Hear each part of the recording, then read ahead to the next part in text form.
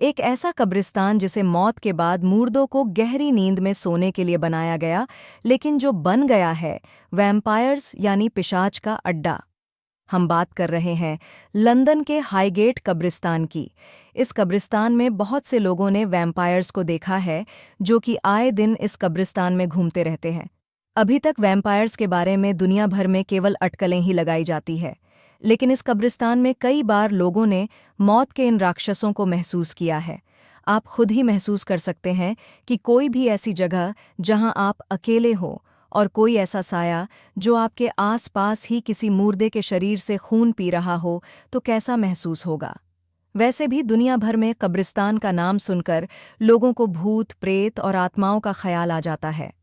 कब्रिस्तान के बारे में बहुत से लोग यही मानते हैं कि वहाँ पर रूहों का होना लाजमी है। ये सच है क्योंकि रूहों का वास वहीं सबसे ज्यादा होता है, जहाँ उसके साथ कोई हादसा हुआ हो या जहाँ उसका शरीर हो। लेकिन ये रूहें भी कभी किसी को परेशान नहीं करना चाहती है। ये भी अपनी दुनिया में अलग तरह से विचरण करती रहती है। आइए आज लंदन के उस कब्रिस्तान की सैर करें। हाईगेट कब्रिस्तान का इतिहास। हाईगेट कब्रिस्तान उत्तरी लंदन में बनाया गया एक कब्रिस्तान है। ये काफ़ी बड़ा और विशाल है। इस कब्रिस्तान में कई गेट हैं। दुनिया भर में सबसे बड़े कब्रिस्तान के अलावा यह कार्ल मार्क्स की कब्र के लिए भी दुनिया भर में विख्यात है। लंदन में उस समय मृत्यु दर ज्यादा थी और आए दिनों लोगों की भारी संख्या में मौत हो रही थी। लोगों की हो रही लगातार मौतों के बावजूद भी लंदन में उन्हें दफनाने के लिए कोई जगह नहीं बची थी। इसी समस्या से उबरने के लिए लंदन के उत्तरी छोर में इस हाईगेट कब्रिस्तान का निर्माण किया गया। इस कब्रिस्तान के निर्माण के पहले जगह की किल्लत के चलते लोग मुर्दों को अपने घर के आसपास ही गलियासारों में दफन कर दे रहे थे, जो कि बहुत ही भयावह स्थिति थी। रास्तों में दफन मुर्दों से भयानक बदबू आती थी। इस समस्या से उबरने के लिए अधिकारियों ने इस कब्रिस्तान का निर्माण कराया था। हाईगेट उस समय दुनिया का सबसे बड़ा मानव निर्मित कब्रगाह था। यह कब्रिस्तान 87 एकड़ जमीन में फैला हुआ है और उत्तरी लंदन के बीचों बीच बनाया गया है। इस कब्रिस्तान में 1 घंटा घर और ट्यूडर शैली का प्रयोग किया गया है। इसकी इमारतों में शानदार लकड़ियों का इस्तेमाल किया गया है। इस कब्रिस्तान में मिस्र की शैली का भी पूरा प्रयोग किया गया है। इस कब्रगाह के लिए भी आया जिसके लिए इसका निर्माण किया गया था, और इसी के साथ सिलसिला शुरू हुआ जो आज तक जारी है। कब्रिस्तान में वैम्पायर्स। यह कब्रिस्तान बहुत ही बड़ा है और इसमें न जाने कितने लोग दफन हैं। जहाँ पर एक साथ ज़मीन में इतने लोग दफन होंगे, वहाँ रूहों और आत्माओं का दिखना तो लाजमी ही होगा। इस कब्रिस्तान में भी बहुत सी ऐसी रूहें हैं जो गाहें बगाहें लोगों को दिख जाती है। कई बार लोगों को इसका आभास होता है और उनके साथ कोई हादसा हो जाता है। इस कब्रिस्तान में कई बार वैम्पायर्स को देखा गया है और उन्हें महसूस किया गया है।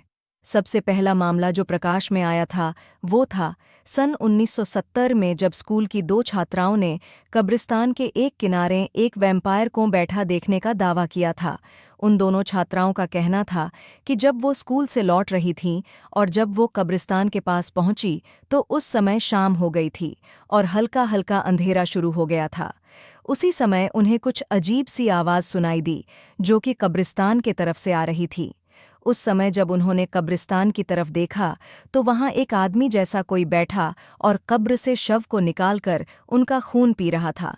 इसके अलावा इस हादसे के 1 हफ्ते बाद ही एक और मामला प्रकाश में आया, जहां एक प्रेमी जोड़ ने भी एक वैम्पायर को देखने की बात कही।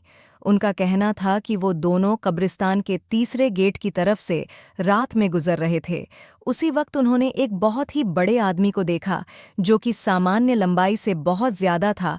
उसका चेहरा अंधेरे के कारण देख नहीं पाया गया, लेकिन उसके चेहरे का आकार और बनावट मनुष्यों से अलग थी। उनका कहना था कि शायद उस अजीब से साये ने उन्हें देख लिया था और वो उन्हीं के तरफ धीमे धीमे बढ़ रहा था। इतना देख दोनों वहां से भाग गए। इस तरह की कई घटनाएं हैं जो कि हाईगेट कब्रिस्तान में देखने को मिली है। कई बार लोगों ने इस महसूस किया है। इस कब्रिस्तान से होकर जाने वाले सड़क पर कई बार लोगों की दुर्घटनाएं भी हुई हैं। इस कब्रिस्तान में कई बार कब्रों से लाशों के गायब होने का भी मामला सामने आ चुका है। आज भी इस कब्रिस्तान में आसानी से रूहों और आत्माओं को महसूस किया जा सकता है। वीडियो अच्छा लगे तो सब्सक्राइब करना ना भूले। धन्यवाद।